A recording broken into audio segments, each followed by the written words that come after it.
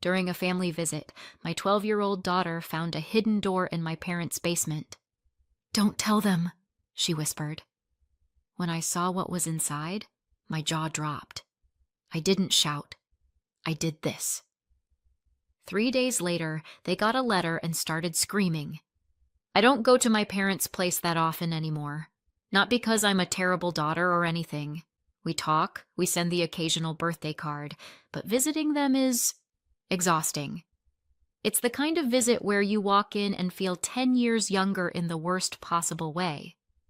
The wallpaper hasn't changed since I was a kid.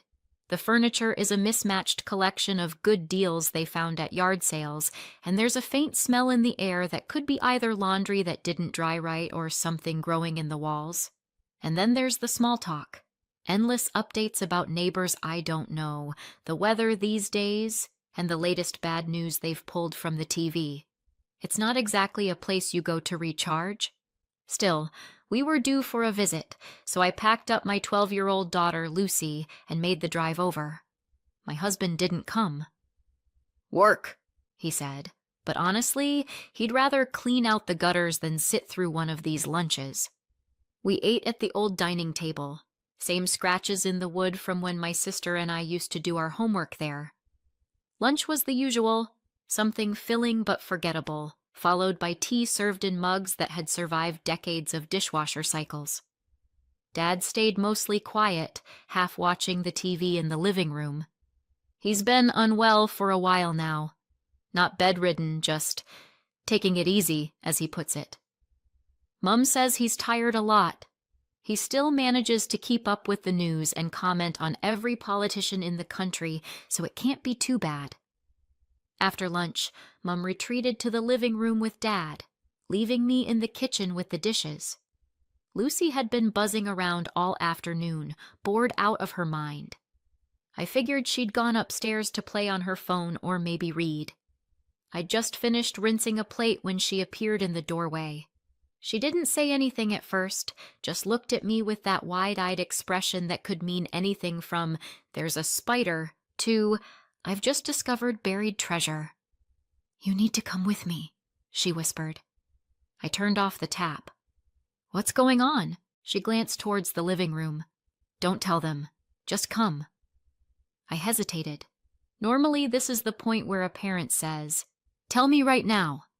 But something in her face told me she wasn't going to, so I dried my hands, tossed the tea towel over my shoulder, and followed her. She headed straight for the basement door.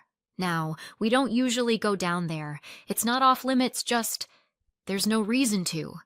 It's full of boxes, old tools, random bits of furniture my parents swear they might use someday. The stairs creaked under our weight as we descended into the cool, dim air. The basement looked the same as always. Dusty concrete floor, laundry lines strung across the ceiling, piles of stuff that probably hadn't been touched in years. But Lucy moved with purpose, weaving between stacks of boxes until she reached the far wall. There, against the corner, stood an old shelving unit crammed with paint cans and gardening tools. Without a word, she gripped the side and shoved. The unit scraped against the floor just enough to reveal a narrow door.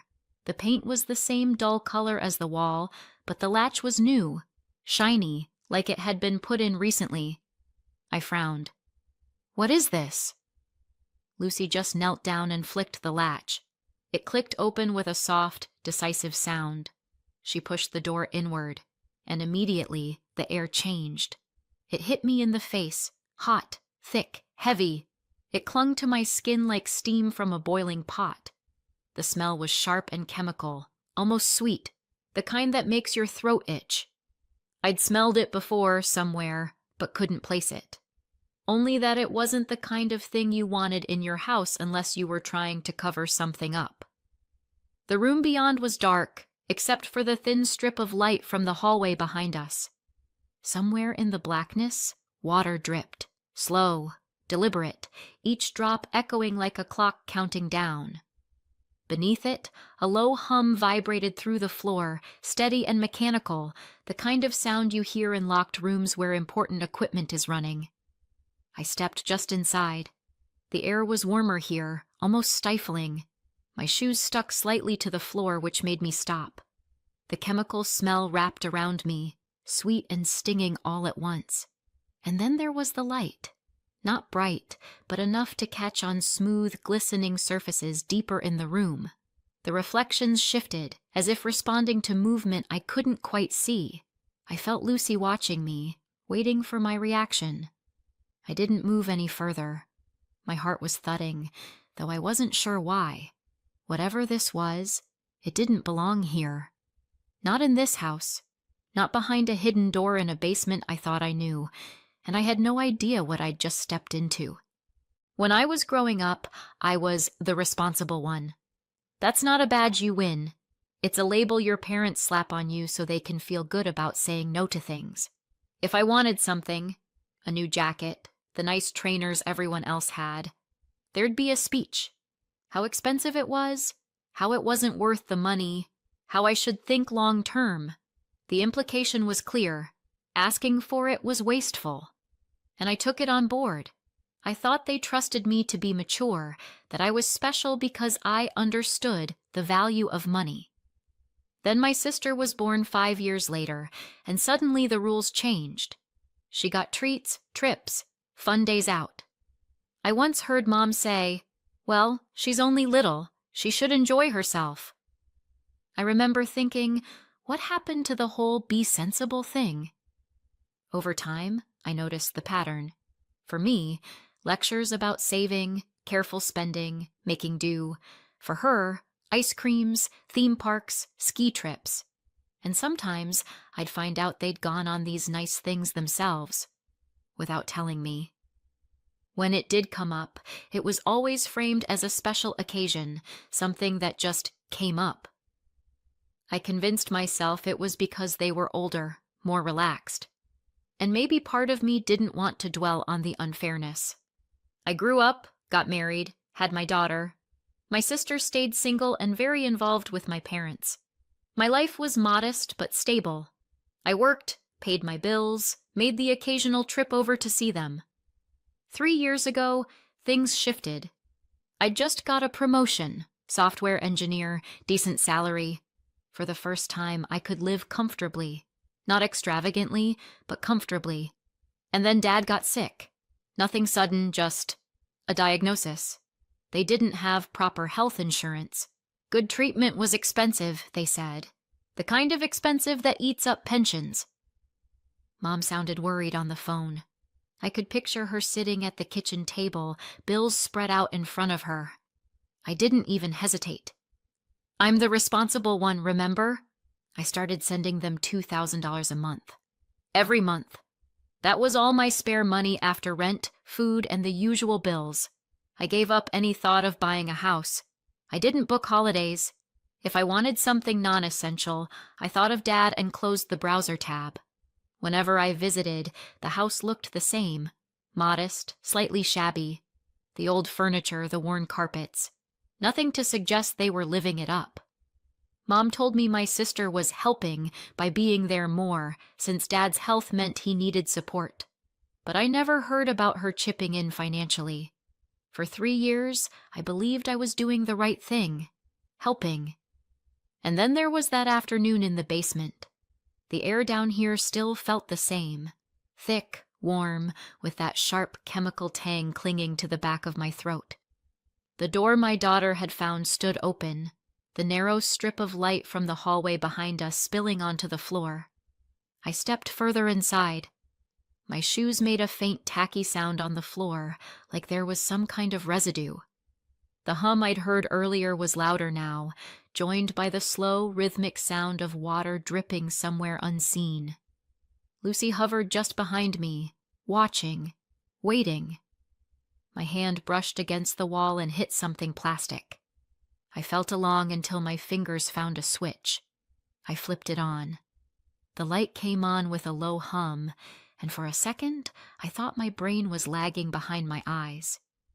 In the middle of the room, a hot tub bubbled lazily, steam curling into the air. In the corner, a glass-walled sauna glowed softly, the kind of golden light you see in spa brochures. Shelves along one wall were stacked with fluffy white towels and neat rows of bottles. Oils, bath salts, champagne. Real champagne. Not the supermarket sparkling wine I buy when I'm feeling fancy. I just stood there, taking it in. 3 years. $72,000. I thought about the rent I'd paid instead of saving for a mortgage. The trips I'd told my daughter we couldn't afford. The birthdays I'd scaled back because money's tight. All while they were down here, soaking in eucalyptus steam and pouring bubbly into crystal flutes. It wasn't just a spa. It was everything. Every lie. Every thank you that wasn't real. Every time they looked at me and let me believe I was keeping Dad alive. I could feel the heat from the room on my face, and I realized my hands were gripping the doorframe. Probably so I didn't walk in and start tipping the champagne down the drain. Whatever I'd thought about my parents before, I wasn't thinking it now. I didn't trust my mouth to say anything in the basement. If I opened it, I wasn't sure what would come out. So I just looked for a moment longer, memorized it, took a few quick photos on my phone, and then stepped back. Lucy eased the shelving unit back into place, sealing the door like we were covering over a crime scene. Maybe we were. "Let's go," I said quietly. When we stepped into the kitchen, the normal house smell, cooking oil, laundry powder, hit me like an old photograph you can't quite place. It felt wrong, like the walls were hiding something. In the living room, my parents sat side by side in front of the TV. My mother glanced over her shoulder. I could feel her looking at me, waiting for whatever I was about to say. I kept my voice steady. "We need to head off. Something came up." Dad muted the TV. "Everything all right?" I nodded once. "Fine." The word felt like it scraped my throat on the way out. We said our goodbyes. I hugged them, a quick, functional thing, but it felt different, like hugging strangers you've been told are family. Their bodies were familiar, but the warmth I used to feel wasn't there. The drive home was quiet, the kind of quiet that has weight to it. The houses blurred by outside. Lucy traced a line on the fogged-up window with her finger. Finally, she said, "You're upset." "Yeah," I admitted. "Are you going to say something to them?" "Not yet." She nodded and went back to drawing shapes on the glass. At home, I put my keys down and stood for a moment in the kitchen, hands flat on the counter. The house felt too still, like it was waiting for me to explain what just happened. I called my husband into the room. He took one look at my face and didn't ask the polite version of, "How was it?" "What?" "They've been lying to me," I said. "For 3 years." He waited. "They didn't spend the money on treatment. They spent it on—" I stopped. Saying it out loud made it sound almost ridiculous. "A spa. In their basement." I didn't sleep much that night. Every time I closed my eyes, I saw the towels, the champagne, the steam. In the morning, the anger had settled into something colder. A list. If I was going to do this, I needed to know exactly what I was dealing with. First, confirm that Dad wasn't ill. Second, find out where the rest of the money had gone. I started with the first. Mark's name was still in my contacts. Old family friend, golf partner, the kind of man who knows everyone's business without trying. "Hey, Mark, it's me," I said when he answered. He sounded genuinely pleased. "Well, this is a surprise. How have you been?" "Good. Listen, quick question. Dad's been unwell the last few years, right?" Silence. "Unwell? That's what they've been telling me." Mark gave a short laugh. "We ran a half marathon together in April. He beat me by 10 minutes. I gripped the phone tighter. "Right." "And they've been living it up," he went on. "Hawaii, the wine country weekend, that spa resort up north." He paused. "Wait, you didn't know?" "No." I said, my voice sharper than I intended. I didn't. When I hung up, I felt like I'd been dropped into someone else's life mid-sentence. I opened my laptop and started digging. My parents don't post much online, but other people do. It didn't take long to find them, tagged in photos from Hawaii, Dad with a garland of flowers around his neck, Mom in a sun hat and sunglasses, holding a cocktail with a little paper umbrella. Scrolling back, there were shots from the spa resort, all smiles and robes and champagne flutes, group dinners, vineyard tours, clinking glasses under strings of fairy lights. I sat there staring at the screen, my tea going cold. By late afternoon, I had a folder on my desktop labeled Evidence. Inside, screenshots of every vacation photo I could find, copies of messages where they'd asked for money for treatment, bank statements showing the monthly transfers, and the photos I'd taken in the basement. Looking at that folder felt like looking at a coffin. That evening, I told my husband, "I'm getting it back." He didn't ask how. He just said, "Good." The next morning, I called a lawyer. I went through the whole thing. The illness story, the money, the spa, the vacations. I sent her the folder. An hour later, she called me back. "You have a clear fraud case. I can draft a demand letter. If they don't respond, we escalate." "Do it," I said. 2 days later, the letter was ready. It was short, clinical, and ice cold. $72,000, 14 days to pay, evidence attached. We sent it certified mail and by email. 3 days after I found the hidden room, it was on their doorstep. I didn't need to be there to know the moment they opened it. 3 days after I found the hidden room, my phone rang. I didn't have to check the caller ID. "You've lost your mind," Mom snapped before I could speak. "How could you do this to your own parents?" "Easily," I said. "You gave us that money because you wanted to. You can't take it back now." "You told me it was for Dad's treatment," I said. "So either you were lying then, or you're lying now. Pick one." "It wasn't exactly that," she said, her tone softening, like she thought she could coax me back. "He wasn't feeling well. We didn't know what it was at first." "Then prove it. Show me the diagnosis, the bills, anything." Silence. Then, "You're supposed to trust us. We're your parents." "Trust went out the window 3 days ago," I said. "If you won't make this right, I'll have the police handle it." And I hung up. The silence after that was loud. I kept my phone on the counter, screen down, while the missed calls and voicemails stacked up. Mom, Dad, my sister, even my aunt. They all had different words, but the message was the same. "You're tearing the family apart." My daughter heard some of them. She didn't say anything for a while, just lingered in the doorway when I was cooking, like she wanted to ask something. One night she finally did. "Does this mean we're not going to see them anymore?" "I don't know," I told her honestly. "Not for a while." She nodded. I could see the sadness there, but also something else. A kind of quiet agreement. She'd seen the spa too. My husband kept me steady. When the calls came, he'd take my phone and let them go to voicemail.